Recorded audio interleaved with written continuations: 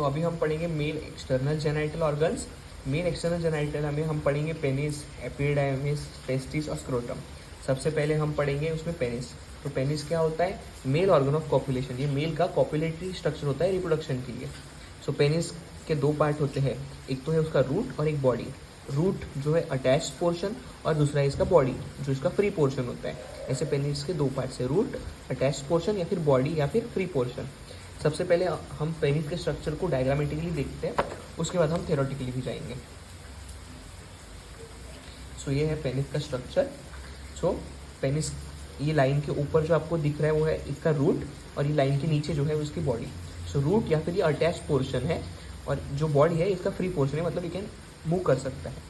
सो इसके रूट में 3 स्ट्रक्चर है, ये है 2 क्रक्स और एक बल्ब, और बॉडी में ये स्ट्रक्चर है। सो रूट में जो बल्ब है, बल्ब पेरिनियल मेम्ब्रेन से अटैच्ड होता है थ्रू बल्बोस्पॉन्जियोसस। तो ये जो लाइनिंग्स आपको दिख रही है ये बल्बोस्पॉन्जियोसस को डिनोट कर रही है। So bulb is connected to perineal membrane through bulbospongiosus. Laterally right और लेफ्ट क्रस है। क्रस ये प्यूबिक आर्च को कनेक्ट होता है थ्रू इस्चियो कैवर्नोसा। तो ये जो लाइनिंग आपको दिख रही है ये इस्चियो कैवर्नोसा को डिनोट कर रहा है। So crus is connected to pubic arch through ischio cavernosa. So root में इतना ही पढ़ना है, जिसमें 2 क्रस और बल्ब है। सो क्रस प्यूबिक आर्च को कनेक्टेड रहते हैं थ्रू इस्चियो कैवर्नोसा, और बल्ब पेरिनियल मेम्ब्रेन को अटैच होते हैं थ्रू बल्बोस्पॉन्जियोसस। ये था इसका रूट। उसके बाद हम पढ़ेंगे इसकी बॉडी। बॉडी में जो बल्ब है वो आपको दिख रहा है, आगे जाके कंटिन्यू होता है एक स्ट्रक्चर में जिसको हम बोलते हैं ग्लैंस पेनिस। बल्ब आगे जाके कंटिन्यू होता है ग्लैंस पेनिस में, और ये जो स्ट्रक्चर हमको बल्ब के अंदर हमको मिलेगा वो होता है कॉर्पस स्पॉन्जियोसम, जो कि मीडियली प्रेजेंट होता है क्योंकि पेनिस के मीडियली प्रेजेंट है। सो बल्ब के मीडियली होता है कॉर्पस स्पॉन्जियोसस, जो आगे जाके कंटिन्यू होता है ग्लैंस पेनिस में। जो क्रक्स सेरिब्राई है वो आगे जाके कंटिन्यू होते हैं कॉर्पोरा कैवर्नोसा में। क्रस आगे जाके कंटिन्यू हो रहे हैं वो है कॉर्पोरा कैवर्नोसा। सो राइट क्रस कंटिन्यू होगा राइट कॉर्पोरा कैवर्नोसा में, और लेफ्ट क्रस कंटिन्यू होगा लेफ्ट कॉर्पोरा कैवर्नोसा में। सो मीडियली जो प्रेजेंट होता है वो होता है कॉर्पस स्पॉन्जियोसम, और लैटरली जो प्रेजेंट होता है राइट एंड लेफ्ट वो होता है corpora cavernosa. So corpora spongiosum is a continuation of bulb medially, and corpora cavernosa is a continuation of crus। नीचे जाके जो बल्ब कंटिन्यू होता है वो होता है ग्लैंस पेनिस में। ग्लैंस पेनिस के मीडियली एक loose fold of connective tissue होता है, उसको बोलते हैं फ्रेन्यूलम। ग्लैंस पेनिस की जो कवरिंग होती है उसको हम बोलते हैं प्रीप्यूस। ग्लैंस पेनिस और उसकी जो कवरिंग है प्रीप्यूस, उसके बीच में जो स्पेस होती है उसको बोलते हैं प्रीप्यूशियल सैक या स्पेस। जो ग्लैंस पेनिस का जो नेक है उसके ऊपर जो ग्लैंड्स होते हैं उसको बोलते हैं स्मेग्मा। सो ये था उसकी बॉडी, जिसमें हमने देखा कि बल्ब मीडियली कंटिन्यू होता है कॉर्पस स्पॉन्जियोसम में, जो कि आगे कंटिन्यू होता है ग्लैंस पेनिस में। ग्लैंस पेनिस की जो कवरिंग है वो है प्रीप्यूस, इन दोनों के बीच में जो स्पेस है वो है प्रीप्यूशियल सैक। ग्लैंस पेनिस के सेंट्रली एक loose fold of connective tissue होता है, इसको बोलते हैं फ्रेन्यूलम। जब पेनिस इरेक्ट हो जाता है तो इसमें ब्लड सप्लाई बढ़ जाता है, किसमें? कॉर्पस स्पॉन्जियोसम में और कॉर्पोरा कैवर्नोसा में, जिसके बारे में पेनिस इरेक्ट दिखाई दे सकता है। तो ये था डायग्रामेटिकली। अभी हम थियोरी के साथ जाते हैं। थियोरी में भी सेम पॉइंट्स एक्सप्लेन हुए। देखो, तो पहले सबसे पहले था root of penis. Root of penis में 3 मासेस होते हैं, जो कि 2 क्रूरा और एक बल्ब, तो है ना। तो हमने पढ़ा है 3 मास ऑफ इरेक्टाइल टिश्यू में पेनिस में क्या होता है, 2 क्रूरा है और एक बल्ब है। Each crus is attached to pubic arch by ischio cavernosa, and bulb is attached to perineal membrane by bulbospongiosus. Bulb bulbospongiosus के थ्रू पेरिनियल मेम्ब्रेन में अटैच होता है, और क्रस इस्चियो कैवर्नोसा के थ्रू प्यूबिक आर्च में को attach होता है। उसके बाद देखेंगे हम body of penis. Body of penis में हम देखेंगे compose of 3 elongated erectile tissue. ये एक इरेक्टाइल टिश्यू और ये 2, ऐसे 3 इरेक्टाइल टिश्यू है। During erection masses get engorged with the blood leading to its enlargement। Erection के टाइम में इन सब में ब्लड फील हो जाता है, इसकी वजह से पेनिस इनलार्ज दिखाई देता है। उसके बाद मासेस में क्या है, मीडियन कॉर्पस स्पॉन्जियोसम है, and right and left corpora cavernosa है। मीडियली कॉर्पस स्पॉन्जियोसम है और लैटरली क्या है, कॉर्पोरा कैवर्नोसा है। कॉर्पस कैवर्नोसा जो है form by the continuation of cross है, और corpus spongiosum continuation of bulb है, वही यहाँ पे दिया है। जो कॉर्पस स्पॉन्जियोसम है वो आगे जाके एक्सपांड होकर क्या क्या बनाता है, ग्लैंस पेनिस। ग्लैंस पेनिस की जो कवरिंग है उसको हम क्या बोलेंगे, प्रीप्यूस या फिर स्पोर स्किन। ग्लैंस पेनिस में एक loose fold of connective tissue होता है, इसको हम क्या बोलेंगे, फ्रेन्यूलम। ग्लैंस पेनिस और प्रीपिस के बीच में जो स्पेस है उसको हम क्या बोलेंगे, प्रीपिशियल सैक। और लास्ट में जो नेक ऑफ पेनिस होता है, जो पेनिस का जो नेक होता है, वहाँ पे एक सेबेशियस ग्लैंड प्रेजेंट होता है, उसको हम बोलते हैं स्मेग्मा। सो ये था पेनिस का स्ट्रक्चर। अभी हम इसके देखेंगे आर्टेरियल सप्लाई, ब्लड सप्लाई और इसी clinical anatomy. So arterial supply में क्या है, एक्सटर्नल पोडेंटल आर्टरी और internal pudendal artery. Venous supply क्या है, सुपीरियर डॉर्सल वेन और deep dorsal vein. Lymphatic drainage में क्या है, डीप इंग्वाइनल नोड्स और glands of Cloquet. Clinical anatomy हम पढ़ेंगे फिमोसिस। फिमोसिस में क्या होता है, फोर स्किन रिट्रैक्ट नहीं होती है, एक बार जब फोर स्किन रिट्रैक्ट हो गई है तो वो वापस नहीं जा पाती है। सर्कमफिशन क्या होता है, जिसमें हम फोर स्किन को रिमूव कर देते हैं। और इरेक्टाइल डिसफंक्शन, इरेक्टाइल डिसफंक्शन मतलब जिसमें पेनिस इरेक्ट ही नहीं हो पाता है। सो ये था मेल एक्सटर्नल जेनाइटेलिया का। मेल एक्सटर्नल जेनाइटेलिया में सबसे पहले हमने पढ़ा पेनिस, इसके बाद हम क्या पढ़ेंगे, इसके बाद हम पढ़ेंगे स्क्रोटम। स्क्रोटम क्या है, स्क्रोटम वो मस्कुलर बैग है जहाँ पे टेस्टिस प्रेजेंट होता है, एपिडाइमिस भी होता है और स्पर्मेटिक कॉर्ड होता है।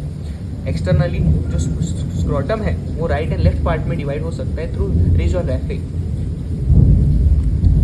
स्क्रोटम का जो ब्लड सप्लाई है वो है एक्सटर्नल पोडेंटल आर्टरी और इसका जो नर्व सप्लाई है वो है पोडेंटल नर्व। इसी क्लिनिकल एनाटॉमी है इडिमा। इडिमा मतलब अक्यूमुलेशन ऑफ वाटर, मतलब स्क्रोटम में पानी जमा हो जाता है। सिबेशियस सिस्ट, सिबेशियस सिस्ट मतलब इसमें सिस्ट बन जाते हैं, थोड़े आउटग्रोथ बन जाते हैं क्योंकि इसमें बहुत सारे सेबेशियस ग्लैंड होते हैं। हाइड्रोसील क्या कंडीशन है, जिसमें क्या नहीं वाटर जमा हो जाता है, प्रोसेस वाइजिनालिस में वाटर जमा हो जाता है। तो ये स्क्रोटम है, इसके बीच में जो स्ट्रक्चर्स को राइट एंड लेफ्ट पार्ट में डिवाइड करते हुए इसका है रिज या रैफे। इसके बाद जो टेस्टिस जो डिसेंड होता है स्क्रोटम में, तो वो होता है स्पर्मेटिक कॉर्ड के थ्रू। स्पर्मेटिक कॉर्ड के एंड पे, लोअर एंड पे टेस्टिस प्रेजेंट होता है जो कि स्क्रोटम में जाके डिसेंड होता है। तो हाइड्रोसील में क्या हो जाता है, वाटर जमा हो जाता है स्क्रोटम में। इंग्वाइनल हर्निया में क्या हो जाता है, एक बल्जिंग स्ट्रक्चर हो जाता है। इंग्वाइनल हर्निया में ऐसा हो जाता है कि जो मेजेंट्री है, जो स्मॉल इंटेस्टाइन को होल्ड करके रखती है एब्डोमेन में, वो मेजेंट्री खराब हो जाती है और सारा इंटेस्टाइन जो है वो स्क्रोटम में आके जमा हो जाता है, जिसकी वजह से एक बल्जिंग बन जाती है, जिसको हम बोलते हैं इंग्वाइनल हर्निया। तो ये था स्क्रोटम। तो स्क्रोटम में क्या प्रेजेंट होता है, टेस्टिस। तो टेस्टिस क्या है, मेल ग्लैंड है, ये है होमोलोगस टू ओवरी, ये टेस्टोस्टेरॉन बनाता है। Suspended by into scrotum by spermatic cord, spermatic cord के लोअर एंड पे टेस्टिस हो जाता है और वो स्क्रोटम में जाके डिसेंड होता है। Left testis is slightly lower than the right testis. इसकी जो शेप एंड साइज है वो है ओवल इन शेप है। इसके डायमेंशन है 3.75 सेंटीमीटर लॉन्ग, 2.5 सेंटीमीटर ब्रॉड और 1.8 सेंटीमीटर थिक। इसका जो वेट है वो है 10 to 15 ग्राम। इसके जो एक्सटर्नल फीचर है ऐसा होता है, टेस्टिस जिसका दो पोल्स मिलेंगे, अपर पोल और लोअर पोल, दो बॉर्डर्स मिलेंगे, आगे वाली एंटीरियर बॉर्डर और पीछे वाली पोस्टीरियर बॉर्डर, दो सरफेस, एक मीडियल सरफेस और एक लैटरल सरफेस। सबका एक एक पॉइंट हम पढ़ेंगे। अपर एंड लोअर पोल, इसका अपर पोल एंड लोअर पोल दोनों ही कॉन्वेक्स है और स्मूथ है। अपर पोल इसका जो है वो अटैच टू स्पर्मेटिक कॉर्ड होगा, क्योंकि स्पर्मेटिक कॉर्ड के लोअर एंड पे ही तो टेस्टिस होके स्क्रोटम में डिसेंड करता है, ठीक है। उसके बाद एंटीरियर बॉर्डर और पोस्टीरियर बॉर्डर। एंटीरियर बॉर्डर इसकी कॉन्वेक्स है, स्मूथ है और फुल्ली कवर्ड बाय ट्यूनिका वैजिनालिस है। पोस्टीरियर बॉर्डर इसकी स्ट्रेट है और पार्शली कवर्ड बाय ट्यूनिका वैजिनालिस है। मीडियल और लैटरल सरफेस दोनों ही कॉन्वेक्स और स्मूथ है। कवरिंग्स क्या है, टेस्टिस की 3 कवरिंग्स है, ट्यूनिका वैजिनालिस, ट्यूनिका अल्बुजिनिया और ट्यूनिका वैस्कुलोसा। टेस्टिस का arterial supply testicular artery, venous drainage है पैम्पिनिफॉर्म प्लेक्सस, लिम्फेटिक ड्रेनेज है preaortic and paraaortic lymph nodes, nerve supply है सिंपैथेटिक नर्व्स।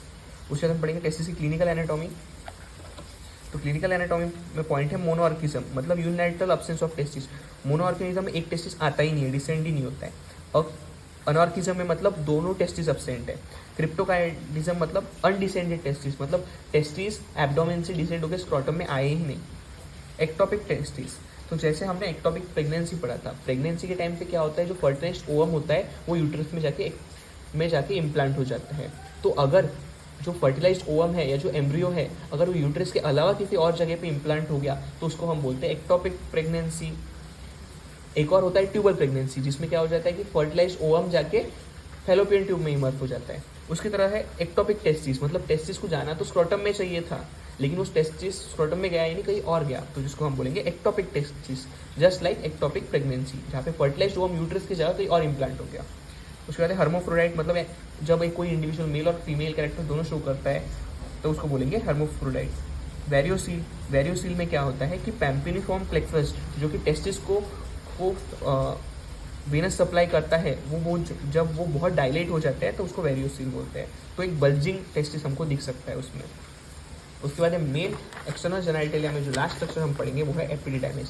एपिडिडाइमिस क्या होता है? हाईली कॉइल्ड ट्यूब होता है जिसमें स्पर्मेटोजोआ रिजर्व रहते हैं, जहाँ पे स्पर्म का नरिशमेंट होता है। इसके जो 3 पार्ट्स है, एपिडाइमिस एक लॉन्ग ट्यूब कॉइल्ड स्ट्रक्चर, इसके 3 पार्ट है, हेड, बॉडी एंड टेल।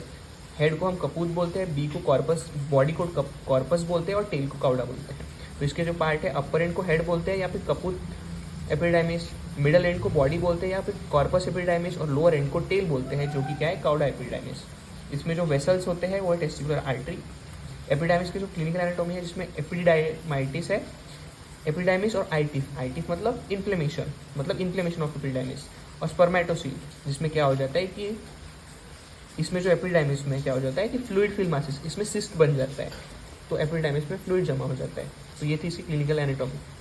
तो ये था मेल का एक्सटर्नल जेनिटलिया।